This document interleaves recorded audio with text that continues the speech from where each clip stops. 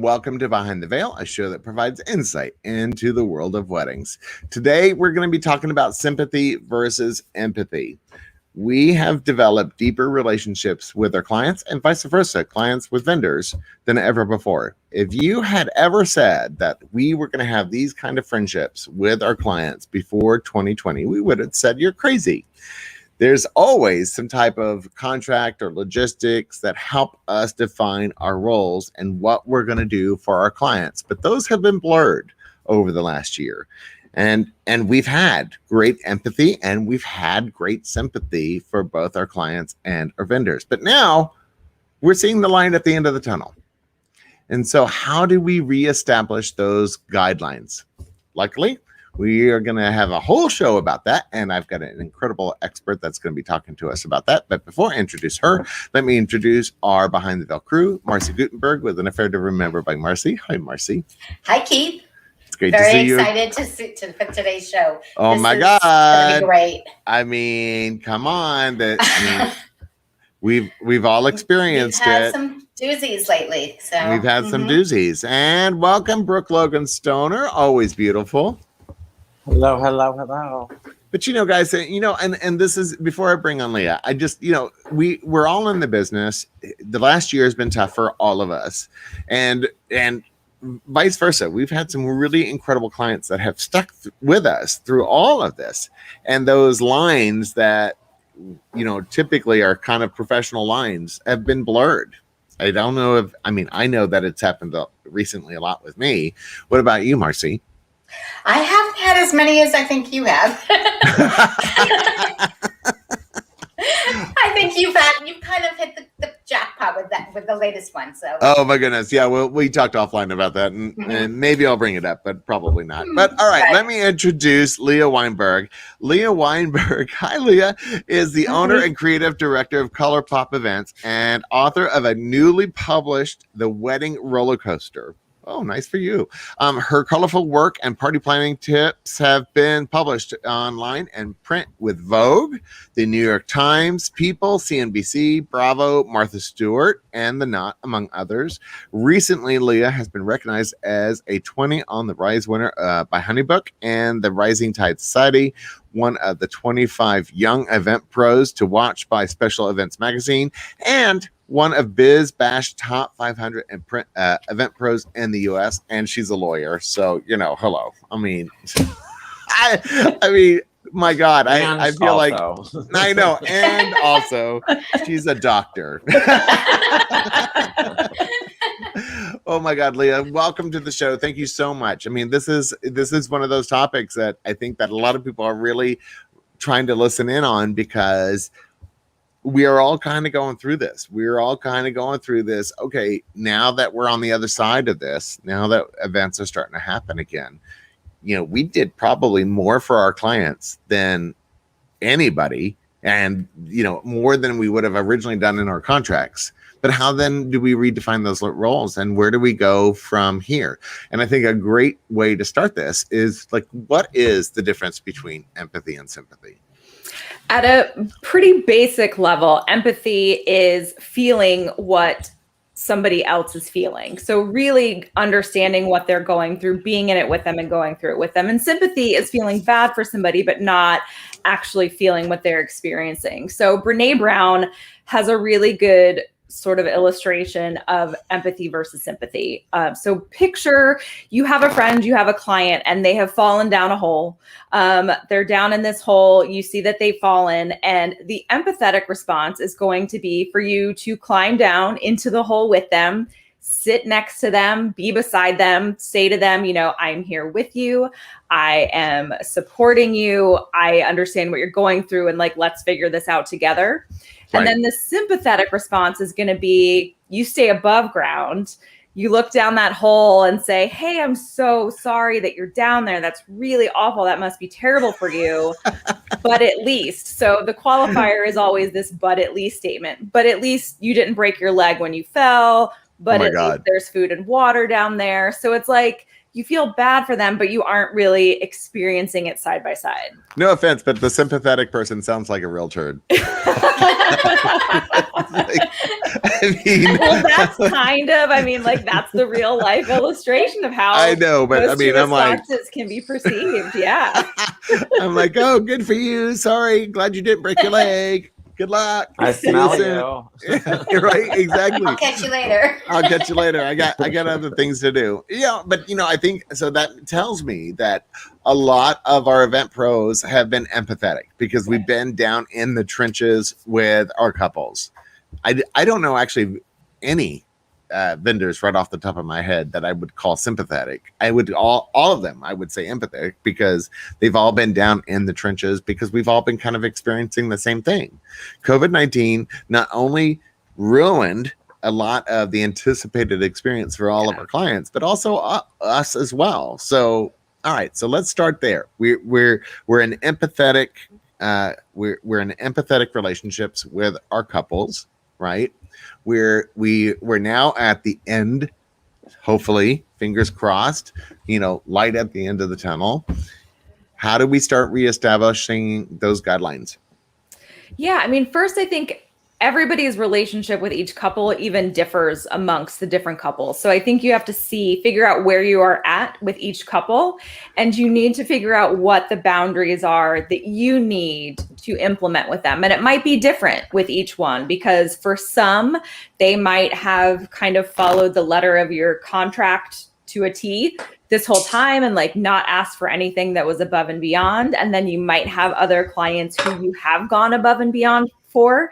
And so it's about figuring out first yourself what the boundaries are that need to be established or reestablished, and then communicating them to the client. Well, we all went kind of above and beyond for our clients. I know that in my contracts, I didn't actually have a change of date specific COVID wording, right? And then, so if people had to move their wedding from April of 2020 to April of 2021, I didn't charge them for that because, first of all, it sucked to be in that situation. I couldn't imagine being a bride in this world doing that. And second, I didn't actually have any verbiage in my contract that kind of covered that. So I didn't feel like I had the right to charge. Does that make sense? Yeah, absolutely. And I think a lot of vendors found themselves in that position where, this was something that nobody anticipated, but I think it also identified kind of a hole in the wedding industry in terms of vendors, service providers, and their contract terms and the strengths and weaknesses of those contracts. I feel like 2020, every single vendor probably ran out, hired a lawyer, and got their contract updated. And if they didn't, they should have. Well, and you're a lawyer. Is your contract like 80 pages? It is not, but it is rough. It is solid. But even I had another attorney take a look at my contract just with fresh eyes last year, just to make sure that there wasn't anything that I was missing. Right. Well, okay. So and I've had this personally happen to me just recently and multiple times. And I think this is kind of the same thing that's happening with everybody at the moment, is that we are starting to move forward in that professional sense again. And, I'm having to remind clients that the stuff that I did during COVID was above and beyond what the contract really stated.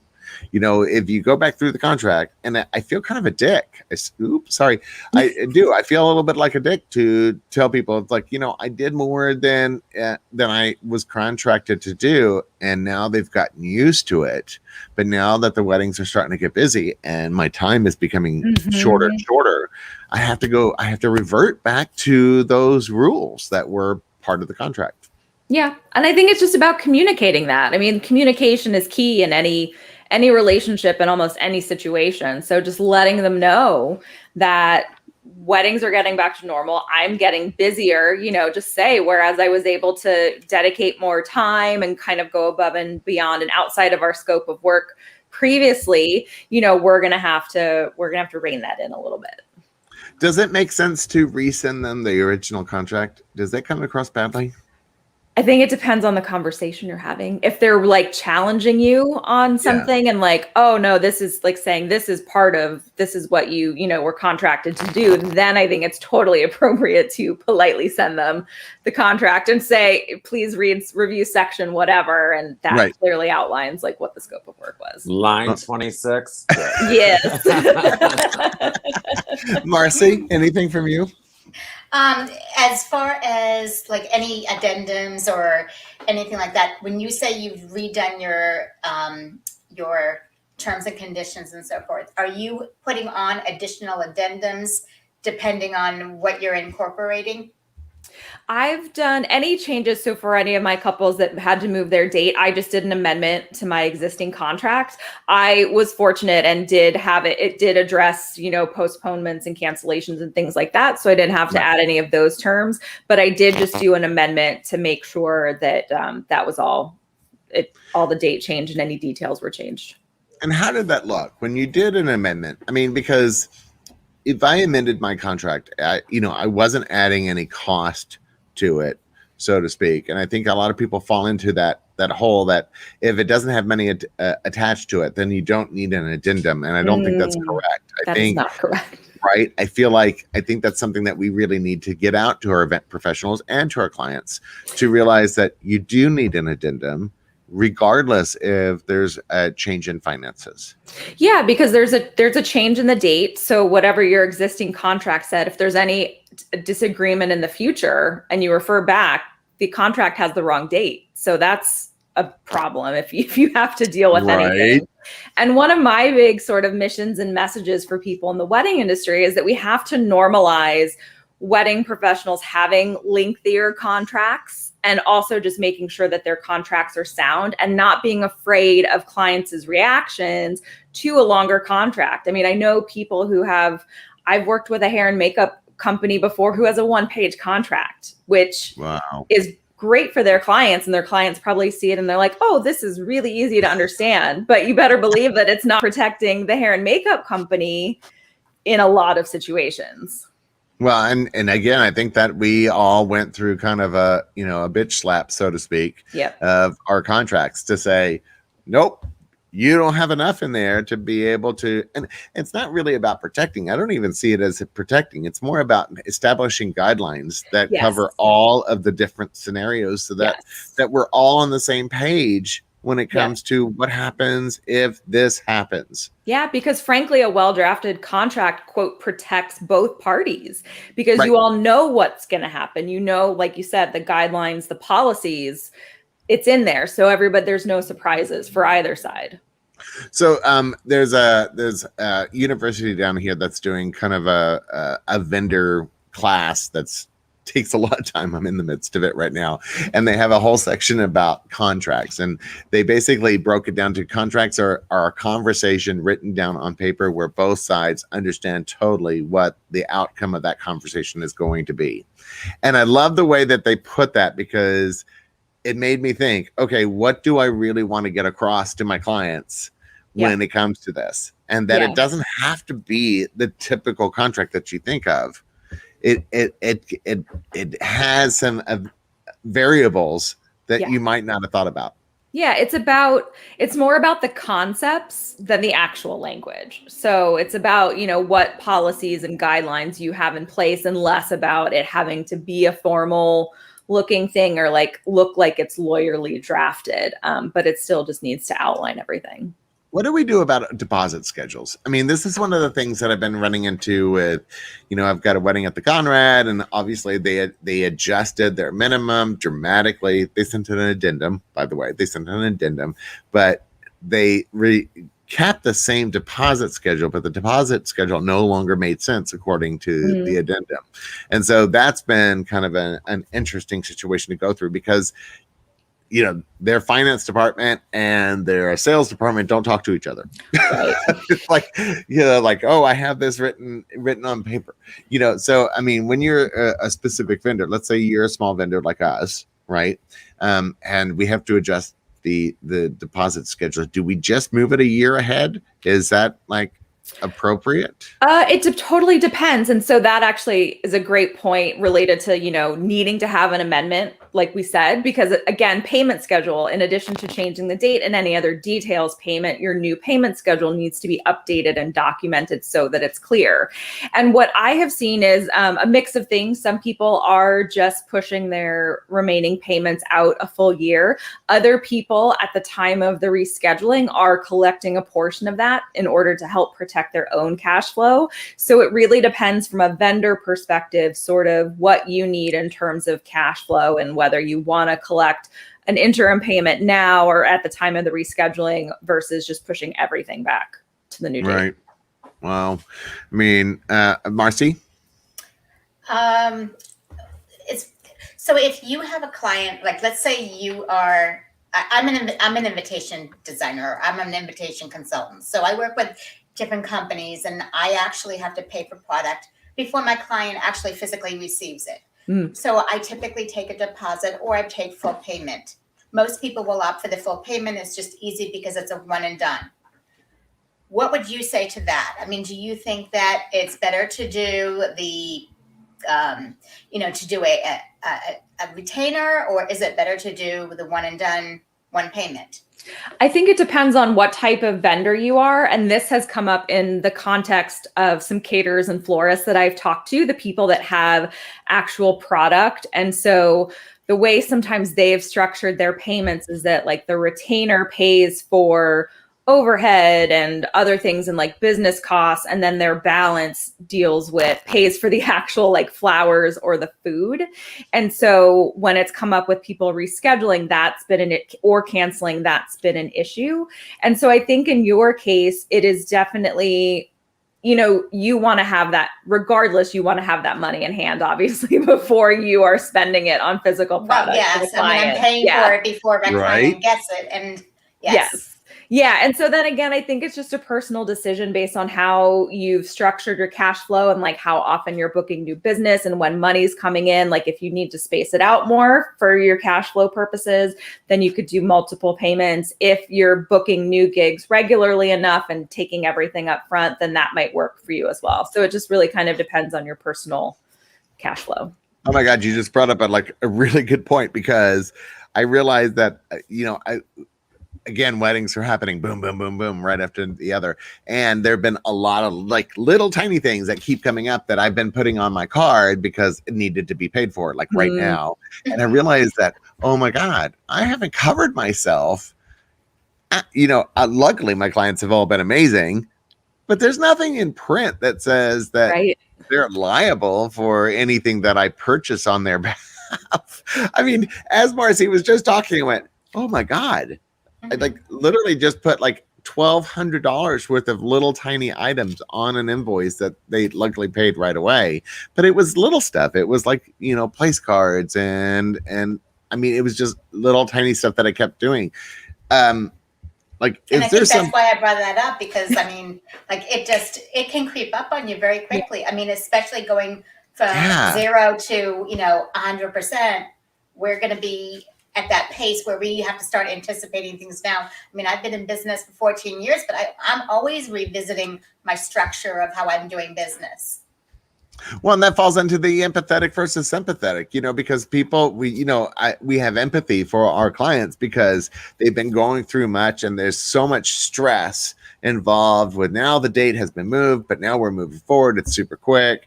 Okay. Oh my God.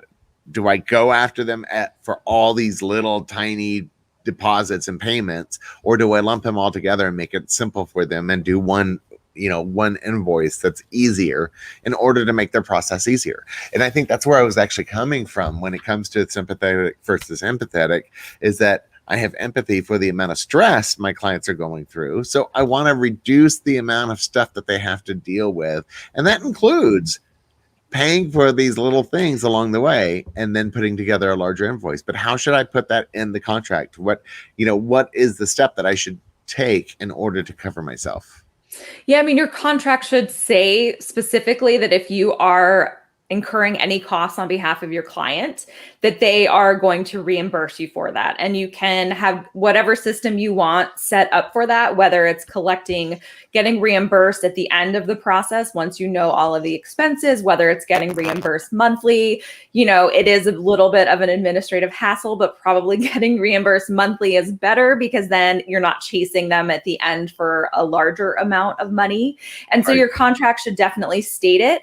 And if it doesn't, and you are incurring expenses on behalf of your client, then that's again kind of going back to communicate now that, hey, I've been spending money on your behalf. Here are our new boundaries. You're going to repay me for this, like in 30 days each, or like monthly or something like that.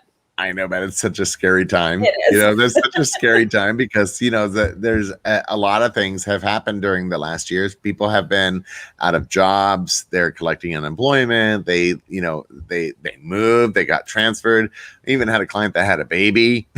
I was like, there's a lot that can happen in a year. And I think that's another point of our conversation is that, a lot can happen in a year. If you look back at our year and think about all the things that have happened just on our end, imagine what the client is going through at the same time. Yeah.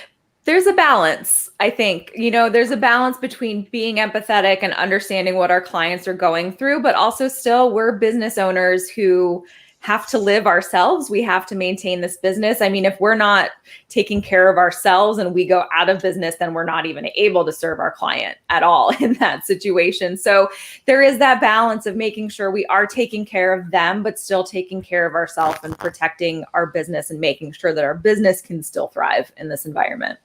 You brought up a really good point. So recently we had in South Florida, there is a major florist that did a lot of weddings. I mean, she was big time in the industry, and it's somebody that we recommended, Marci and I both, and Brooke, we all recommended her. And then she went out of business. And I honestly felt a little personally responsible for the fact that I had recommended her and now that she had gone out of business. But, I had to figure out how to make that decision, how to make that line that I am not financially responsible for somebody else's business. Right. Yep. Is that something that I need to start putting into my paperwork or my conversations? It's like, look, here are my suggestions, but they are their own business. Yes.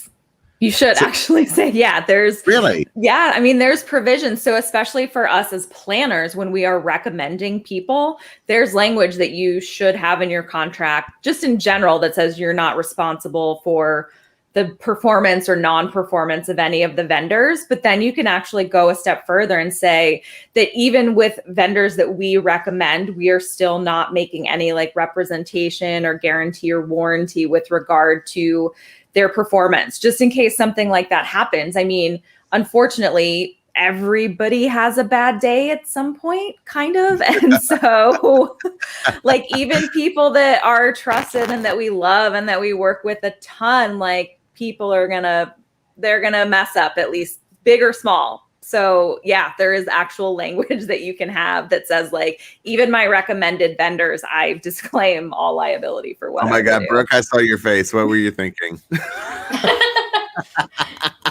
I'm actually going back and using that verbiage. I looked over and she's like, I can see her face. I totally could see her reaction on this. She's like, okay. But but the thing is that so here, I'm proud. I don't know if I should say proud, but one of my things that I always tell my clients is that I take no kickbacks at all from any of my vendors. That's one of my big things. It's like my clients are paying me enough money that I'm not going to take the 10 or 15 or 20%, discount that's going to be passed on to my clients. Yeah, so, I'm with you on that. I appreciate that very much. But what if you're a vendor, you're a planner, and we're not saying it's either pro or con when it comes to this. I'm not going to put that out there. But if you're taking a kickback from a vendor that then goes out of business, is there a financial liability to you personally as a planner?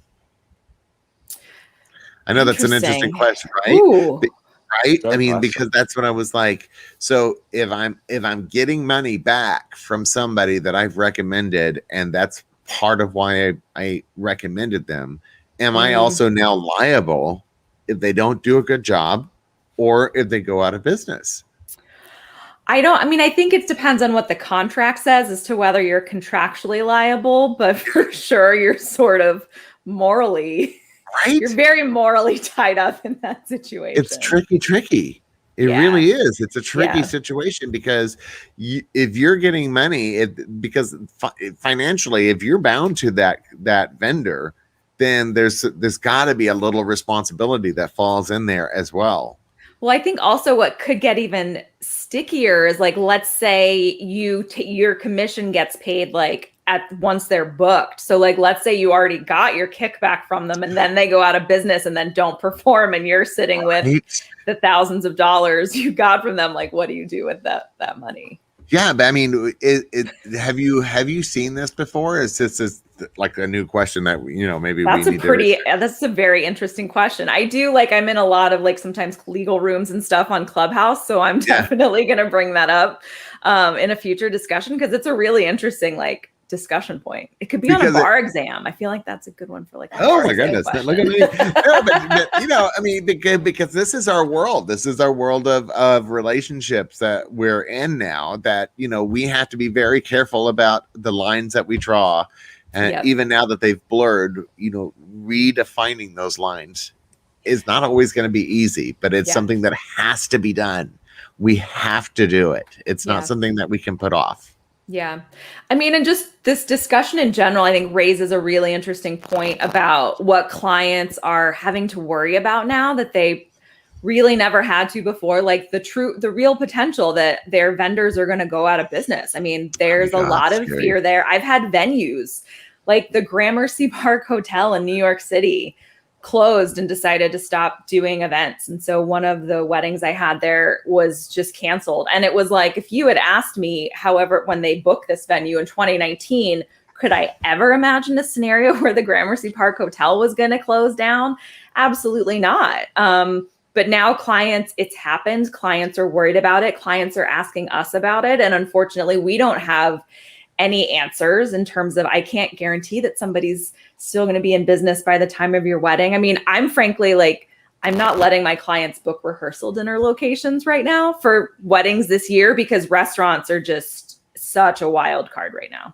Oh my God. It's totally, and where does our responsibility really end when it comes to the crystal ball feature? We've all been kind of fell into that. What is going to be the future of events?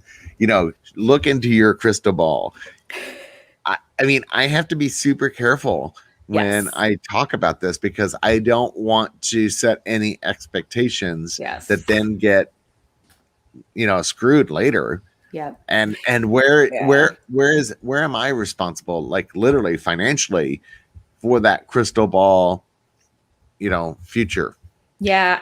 What I've been saying to clients is I can't tell you what to do. I can't tell you what I would do. I can't make a recommendation. What I can do is present to you all the information that's available right now. And I can give you questions that will help you and your partner facilitate a discussion amongst the two of you and family and anybody who needs to weigh in on the decision. But I can't tell you what to do. It's when it comes to should we get a tent or is it going to rain on our wedding and should we get the tent? I'm I am not answering that question. You are fully responsible for what you decide. Or when they say, "Oh, can we wait until an hour before the event?" Yeah. No. Oh my God. So we just did a wedding down in the Keys and there was zero backup plan in case of weather. It was literally entirely, oh my God, we got so lucky. Oh my God, it was gorgeous, but 0% chance of rain that day. And that's unheard of. But, that was one of the things that actually brought up with them over and over and almost ad nauseum that, if it rains, there is nothing I can do and you still have to pay. Yep. And that is their responsibility to take on that challenge or that, I can't find the right words for it, but you know what I'm saying. Right. So we were talking a moment ago about vendors, but I actually have a question about not affiliates, but let's say marketing funnels, meaning let's say you have a third party that you're sending somebody to because you're marketing them or you're promoting them. Maybe you're giving a discount on their website or something, but the client is going out to that website and purchasing direct from the vendor. How does that play into the mix? Oh, that's an interesting question. So it's still kind of that business relationship, right? Where you've got a business relationship with the person you're referring. Right. Mm-hmm. Wow, that's an interesting question. Yeah. I mean, that's also a super tricky. It's one of those things. It's like, that's the blurred lines that we keep talking about when it comes to all these conversations and about, maybe that needs to be clarified in what you say or what you do. I mean, I'm a big fan of telling people all the time that when they have discussions with hotels, and obviously we love salespeople, catering salespeople. I used to be a catering salesperson, so I get it on the hotel side. And we would say all sorts of stuff to keep the warm and fuzzy in place.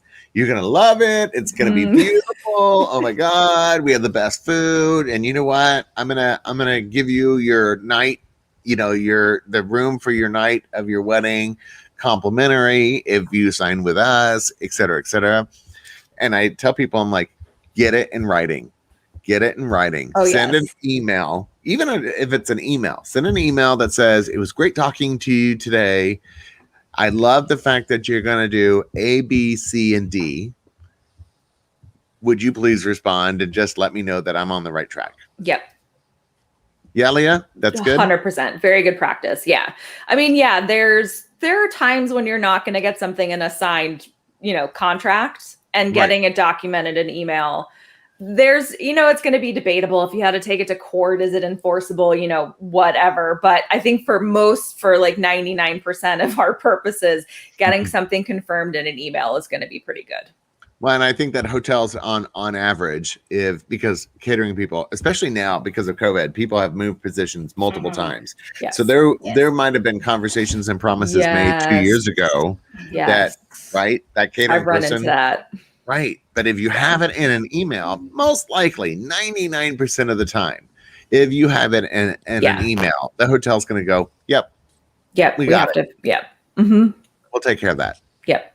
But you got to have it in an email. At least. Yeah. And save all your email. Like file all your emails. That's what I'm saying. It's like, I understand that this can be really sad and sucky kind of conversation. It feels very dry and very not who we are as event people, and on the client side, same thing. It doesn't always feel very comfortable asking for really specific responses, but it will save you heartache down the road in case something like this horrible situation happens again. I think we've all gotten better at this about, yes, we've gotten warm and fuzzy during COVID, but we've gotten better about the documentation. And I think that's the point I wanted to get to with this show, is that, yes, we want to be warm and fuzzy because it has been a shitty year, but make sure that you have some documentation in the background. Yeah. So a friend of mine had a really great statement, which is, we as the vendors, we're not our clients' insurance policies. Oh, that's good. That is good. Oh my God. So again, there's that balance of like being empathetic to what they're going through and like helping them through this, but still protecting us so that we can maintain our business. Well, and Brooke, you've been with me through this ride, from start to finish, and we've seen multiple clients, where we were like, I almost feel like the new date was better than the original date, because I feel like people had a much better idea of what it meant to get married. Right? I mean, because before this, that there was, you were like, oh yeah, get married, but there wasn't that intensity that has now been part of the focus, because COVID made us realize how short life really can be and how precious our relationships really are. And now it means more when you invite people. Instead of inviting 300 freaking people that you don't care about in 10 years, now you're inviting 50 people that really mean something to you. And I think that's a good change for our industry as a whole. Oh, definitely. Yeah. Years ago, somebody described that between the word marriage and wedding. The wedding is the day, it's the event. The marriage is the culmination of everybody, you know, coming together as one unit. And that's the impetus for the wedding. I agree. You know, and that's the thing is that, and we keep talking about this, you know, and I'm going to bring it up again. It is fine that we have been super close with our clients and vice versa, that our clients have started to rely on us, you know, but in the background, there needs to be some type of logistics, some type of signage, some type of verbiage that helps redefine our, you know, our guidelines for our relationship moving forward. I mean, one of the things that I'll bring up is I actually just had this conversation yesterday, and I won't bring up a specific name, and it ended well, by the way, FYI. But you know, I had been super responsive to my clients over the last year, so responsive, like immediately, like if they texted me, 30 seconds response. Well, now that we're getting busier, that response rate is not exactly the same as it was before. It may take me a couple of days. I don't like that. You know, usually I send a quick response that says, hey, give me a couple of days and I'll get back to it. But, you know, I have one of my clients that's like, you know, I don't feel like we're getting the response from you like we used to. And I had to, and we got on a Zoom call because I was like, no, we got to nip this in the bud. Good for you. Good for you. Nip this We in the just bud. talked about this morning too. Right, we just literally talked about it this morning, but I wanted to make sure that we got on a Zoom call and we corrected it quickly.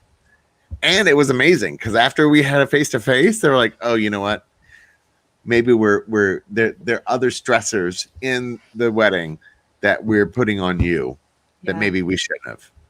That's a really excellent point because I've actually noticed that myself. My inbox is starting to build up now that weddings are happening, and like the backlog of emails that I have to respond to is starting to build up. Right. And that's an excellent point because COVID, like what else are we doing? We're available to answer your emails right away. And now it's like, oh, it's going to take a little bit longer. So that's fascinating. Yeah, I think that's great. Clients should be like, it's a great message to send out to people listening, just that, you know, our schedules are changing and our response times are going to be affected. And please don't view it as getting a lesser quality of service. It's just sort of like the natural flow of things now. Well, and that's the thing is that, you know, and this particular client is kind of a day of plus. I don't really have a day of anymore. I have a day of plus, which means that they have access to me to talk about, you know, go through contracts and stuff. And that was the thing. It's like, look, you know, most of the work that's going to happen on your wedding are going to happen in the last like 14 days. That's really when things get super intense. And there's going to be a lot of communicating that happens in those last 14 days. But between now and then, you have some time. You know, and I think that's, again, about making sure that you have that great relationship, that you have that great communication. And when we talk about sympathy versus empathy, you know what? That actually brought up an interesting, sorry, my brain just went, what kind of language would you use for a client that made you look empathetic versus sympathetic? Interesting. I mean, I can the empathetic response, I feel like, is easier for me to formulate because it's sort of, you know, acknowledge what they're going through. Like, so let's say somebody comes to you and they're like, we're rescheduling, we're going to postpone again. And right. So I think the first thing that you say is, I'm really sorry that you're having to go through this. I understand just how frustrating this can be, especially if it's somebody that's postponed once already, which I'm having that happen with one of my July couples. And I saw them, we got to meet up in person, socially distant with masks for the record, a couple of weekends ago. And I just remember, like I said to them, let me just say how sorry I am that we're in this position again. You know, nobody thought this is where we would still be by July of 2021. But let's figure out what we can do to get things moved around for you and just make sure, you know, we've got a plan in place. And so it's like getting in there with them, making sure that you're going to help them figure out the plan for the next steps and start calling vendors and all that stuff. And I think in that situation, a sympathetic response might be just sort of like, oh, this sucks. Why don't you call the venue and see what dates they have available? Why don't you call them? You know, let me know what they say. You know, let me know what they say. Have at it. I get it. Oh my God, right? I mean, would make somebody look like a real jerk. I I mean, know. seriously, if you're like, oh, good for you. All right, well, I don't have the date, but good luck. You said, I mean, it was interesting. Like you said before that you've seen the majority of your vendors like with empathetic responses to stuff. And I have definitely seen some that have had less than like empathetic responses to what's happening. So do you feel like there's COVID burnout? I mean, I feel like there's some COVID burnout happening with some of the vendors because I've seen it, like where the reaction is becoming less empathetic and more sympathetic, quote unquote. Yeah, where, I think it has to do with the volume of work because I mean, I talked to a photographer friend who had to like reschedule. I think like she has a team of associates, so she does quite a few, but somewhere between like 40 and 50 weddings for last year. I mean, I rescheduled like 10 to 15 because I'm a planner and I'm just a one-woman show. But like, and people that are DJs or bands and they're rescheduling like hundreds. I mean, there is for sure going to be fatigue with those vendors, just like, oh, is this happening again, kind of thing. Well, and that's hard. That's hard to keep that freshness to say, you know, that this is unique for this particular person, you know, and I say that for weddings in general. You know, I may have done 100 weddings, but this is their only one. Right. And so it's kind of the same thing when it comes to the COVID response. It's like we may have had to reschedule thousands of different appointments, but this is their only one reschedule and it's stressing them out. So, you know, take a beat. Take a step back, take a breath, and then answer them politely and correctly. You know, I think that there's always a way. There's always a way, but communication is everything. Do you think that's happening more and more with when people are changing their date more than one time though?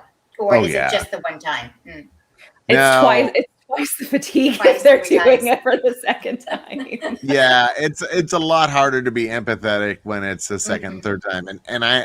I do have a wedding that they are changing the date because they couldn't have the big wedding that they wanted.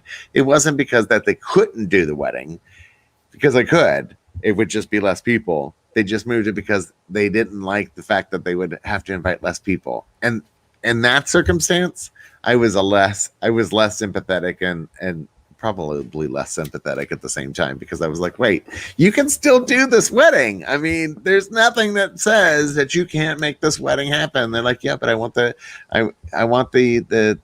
Trump wedding. Oop, did I put that out there? I did. Anyway, so, you know, I mean, that's the thing, is that they wanted the grandiose, over the top 400 person wedding. And if they didn't get it, they weren't going to do anything else. And then I go, okay, is it the wedding that you really want, or is it the show? Yeah. Right. Well, yeah, in that kind of situation. You know, and I think that we all can sympathize. See what I did there? We all sympathize. Leah, you were a joy. Thank you so much for being on the show and walking us through this whole sympathy, empathy world that we're in. We're going to do After the Veil. I hope you're going to stay with us. Oh, I wouldn't miss it. Awesome. All right. So a quick word from our sponsor, and we'll be right back with After the Veil. I, Ava, wonder if our guests would be here on time. If we had a custom wedding website with our ceremony details on it. And I, Taylor, would pick Zola to have and to host our wedding website. Ours even matched our Zola invites. The whole thing was so freaking easy. Do you think Zola could have made planning your perfect wedding easier? We do. I do. We've helped 1 million couples plan their weddings with free websites, registry, and invitations. Get started for free at Zola.com. Oh my God. So I just heard when I we've listened to that commercial a couple of times, and I just realized that they said they've helped 1 million couples. And I'm like, holy crap, that's a lot of people to be helping. 1 million people. I mean, oh my God. I mean, that you have to say, oh, you're doing something right if you have 1 million people. Yeah. You've helped. Oh my God. That would just be the best thing ever if I could ever get to a point that I helped 1 million people. Oh my God. So, Leah, one of the things that, so welcome to After the Veil. That's really, we have no rhyme or reason when it comes to After the Veil. We really don't. This is more of us just hanging out and having a conversation. One of the things that I'd like to ask our guests when we're doing After the Veil, it's like, what's one thing that you would like to brag on yourself that happened recently? This book that I'm about to birth Oh my next God. week. Yes. Let's talk about the book. Oh my God.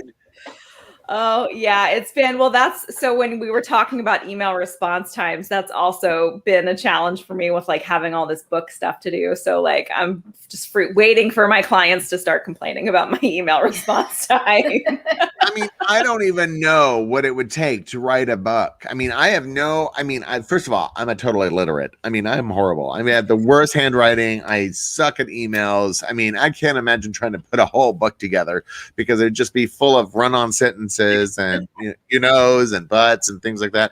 So the fact that you put together a book is crazy. But tell us about the book. What is the book about? So it's called The Wedding Roller Coaster. It's written for engaged couples to help them navigate the ups and downs of planning a wedding while maintaining healthy relationships with everybody in their life. So whether it's focused on the relationship with themselves, so there's like 400 pages. It's fairly lengthy. I haven't laid it out in pages yet, so I don't know the total, but it's pretty lengthy.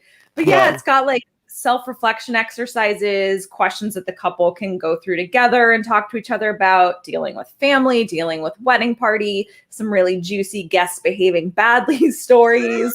We love those. Yes. Those are our favorites. We love those. I feel like that's the big hit. But yeah, I'm calling it my COVID silver lining because 2020 not having weddings gave me like the time and the space to finally finish it. I'd started it before 2020, but really did the bulk of it last year. Well, I mean, the only reason this show even exists actually is because of COVID, because there's no way we would have done this show beforehand. Right. It's too much work. Would you have had time? Yeah. It's too much work. Oh my God. If we had tried to do this now, I would have been pulling my hair out because there's just so much of the groundwork that has to be done. So, I mean, but a book, how cool are you? I mean, honestly. I'm pretty excited. I'm really excited. The fact to be able to say, yeah, I wrote a book, and mean it. Like it's an actual book. It's an actual book. And it's not to say that vanity, people have done books for vanity projects, which I'm not, there's no shade to that. Like some people just want to have a book. Mine is like, I want a book because I'm a good writer. I wanted to write this. I hope this is my first in a long line of more to come. And I wanted to help people. It's also, couples, I hope will find it helpful, but it's also helpful for vendors because when we understand what our clients are going through emotionally, we can help them navigate that process and show them empathy. See what you did there? I saw that. But we all talk about it. All of us. I mean, every single time I'm at a wedding and people are like, oh, we should really write a book. And then you did it. I did. Wow. What did you learn? What was what was one of the surprises that you learned while in the process of writing a book that you wouldn't have thought about beforehand? Like you went, oh, really? That's a thing? About the book writing process or about weddings? The book writing process, I think I sort of underestimated like how a book gets designed and laid out and that it's actually more complicated than you think. I'm self-publishing on Amazon. It's coming out on Tuesday and we're very much coming up on the deadline. So like layout is actually happening right now as we speak. Right. And so it's not just like feeding a Word document into like putting it up, you don't just put a Word document up on Amazon. It's like actually designed and all this stuff. And so that was, I think, the most surprising part of how the design process for a book works. How do you decide what to do on the cover? Oh, right? That is the hardest. So it's actually kind of it's so long a story. I'll try to make it fast, but I originally had a different title for the book. I was originally calling it The Psychology of Weddings. And I actually had a cover. Yeah. Okay.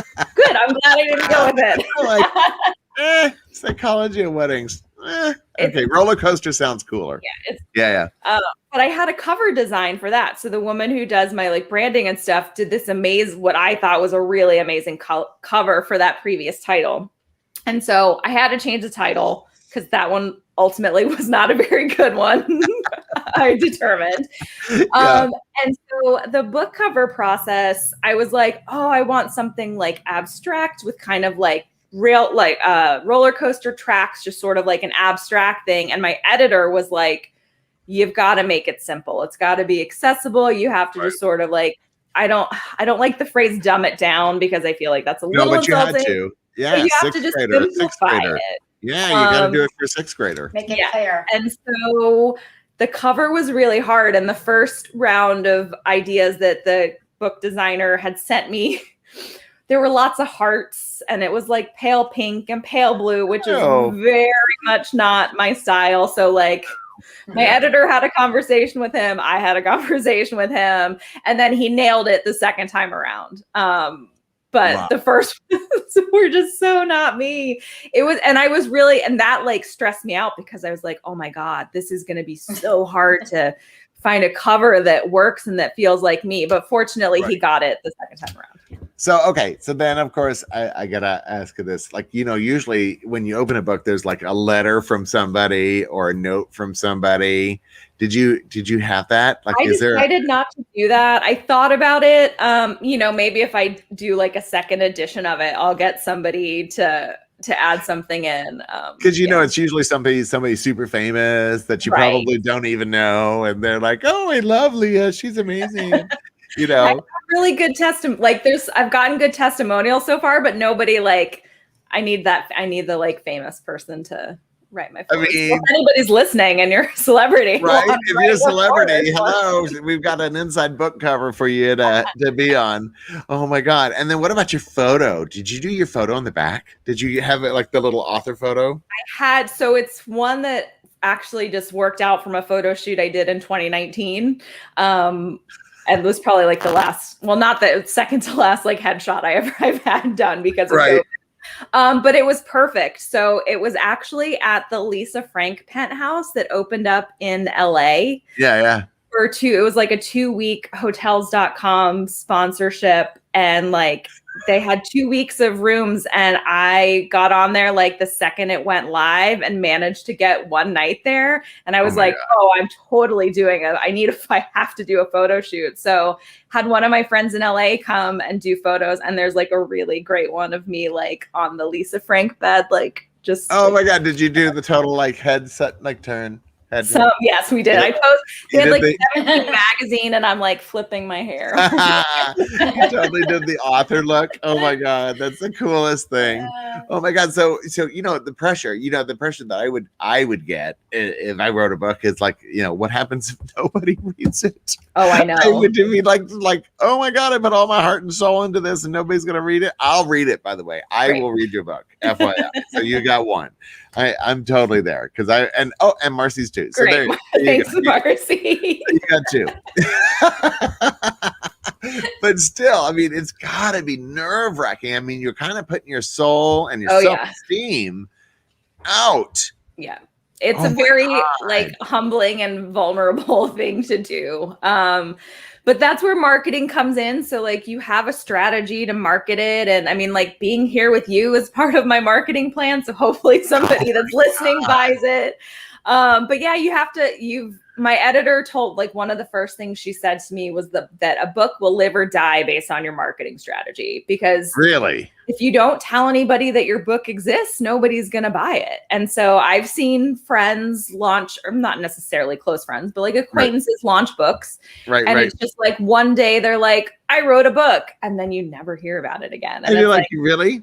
Well, because when you hear somebody say, oh, I wrote a book, did you really write a book or did you write a paragraph? You know, it's one of those things. It's like, really? Did you really write a book? You know, but, you know, I love the fact that you get to say my editor. I mean, that's so fancy. It sounds so cool to be able to say, oh, you know, I was talking to my editor. And you're like, yes, look at me. A glass of champagne, red wine, 70 degrees. Got it. I mean, that's the best. So what's next when you're doing your book? What you know, because you said marketing is everything. So what's next? What is on the plan? so to Yeah, speak? I mean, I said to somebody that I feel like I'm an actor doing a press junket because I'm doing like podcast recordings almost every day for like the next several weeks. I'm doing a bunch of Instagram lives once the book is out. I'm starting a book club for vendors so that we can do like a deeper dive into the book and hopefully help them figure out how they can use what's in the book to enhance their client experience and connect better with their clients. Love it. Those are kind of like the big things. Obviously, sending free copies out to folks to read to make sure that people read it. 3036 South Oakland Forest Drive. You're on the list already, so don't worry. Ding dong. In case. So yes, gifting is one of my love languages, and so I am putting together some that's a cool good way. like gifts I love along that with. you said that. Love language. It is. That's Yeah. really cool. Yeah. Yeah. All right. And so then after the Instagram posts and after the lives and all that stuff, then are you actually going to be like doing book signings? Is that an actual thing that people I do? don't think it is yet because of COVID, stupid COVID. But I probably will put together a virtual book tour and recruit some of my more well-known my friends that have larger followings on Instagram. Right. I wouldn't say celebrity status, but they do have like solid followings, like sort of guest co-host with me and get some more people involved. Definitely hoping for some TV. I'll be pitching for that. Continuing I love a little multiple. social climbing. Yes. Oh my God. I have my sights on Jenna and Hoda on the Today Oh Show. my God. If you do That that, is I will my be like. so jealous. Yeah. I will be so jealous. Like seriously, Hoda is I love her. Oh my Yes. God. I love Yes. her. Somebody actually asked, I had one of these questionnaires with one of these magazines that did a cover on me, and they said, who is one person that you would really like to meet that's out there and famous? And I said Hoda, because I'm like, she's grace under pressure. She has a family. She keeps it real, yet she's always happy and fun and joyous. And oh my God, if you meet Hoda, tell her that I'm a fan. I will. But what you should also think about is like, because obviously NACE National and all these other conferences are starting to happen again. Yep. I mean, why wouldn't you do a book signing at one of those things? I think that would be so cool. Even if they're pre-signed. I was supposed to. COVID is really messing up. I don't know. Yeah. The climate here in New York is, when it comes to like travel and large gatherings, still is like very tight. Well, I'm just saying that, I get my second shot tomorrow. Whoop, whoop. Okay, hello. Congratulations. Thank you very much. I'm very excited about that. So, screw off COVID. Anyway, but, what makes me excited is that I'm going to get to go to these conferences and these meetings again without worry or fear. And I think that, by the time we get to July for the NACE conference in Las Vegas, hello NACE, can't wait. Oh my God. So will you be at the special event in Cater Source? Oh yeah. I mean, it's in your backyard, so. Oh my God, totally gonna be there. I mean, there is some serious like reconnecting that needs to happen. Mm-hmm. Totally. We are all gonna be whores when it comes to these conferences. That's what I said to my husband. I've decided not to go down to Miami for that, but I was like, because everybody, that'll be the first time everybody sees everybody. I'm like, people are gonna be like licking each other's faces. Like, it's gonna be so unsanitary. It is totally gonna be that. We're gonna be like, oh, I love you. I'm gonna make a T-shirt for you, Fluffy, that says "You've been 26" by Keith Willard. It is that kind of thing. Like, we're so excited to be around each other that we're like, oh my God. And when we talk about those boundaries, I mean, those boundaries are going to be gone for a little bit. We've gotten used to not being around people, and there used to be those people are like, oh, you know what? I'm not so good around groups. And even those people are like, oh, please bring it in. I need a hug. Yes. So I'm so excited. Oh my God, Leah, you were just a freaking joy. Oh my God, I just loved having you on the show. Thank you were you. This was so awesome. much fun. Oh my God, You definitely made this hangover okay. Thank you. I was Happy to hear struggling that. for the first 12 minutes, just dripping and so I'm like, oh. So thank you for getting me through today. And I hope all of your other podcasts are super boring and they totally suck. And They will not be nothing. I don't think anything's gonna top this.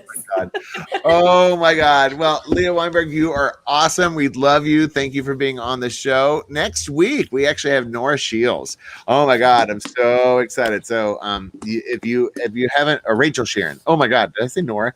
Rachel. Nora was on a where's few weeks ago. Yeah. So Nora was, Rachel Sharon is on Behind the Veil next Rachel's a Tuesday. blast. Oh, she's the best. I love her, but not as much as you because you're my current. Who says that to all the guests? I was gonna say that. Oh my God. It doesn't. Oh my God. So Sometimes. again, thank you, Leah. Thank you, Marci Guttenberg with An Affair to Remember by Marci, and Brooke Stoner, the always beautiful. And Mwah. everybody say goodbye. We'll see you next Tuesday. Bye. Goodbye.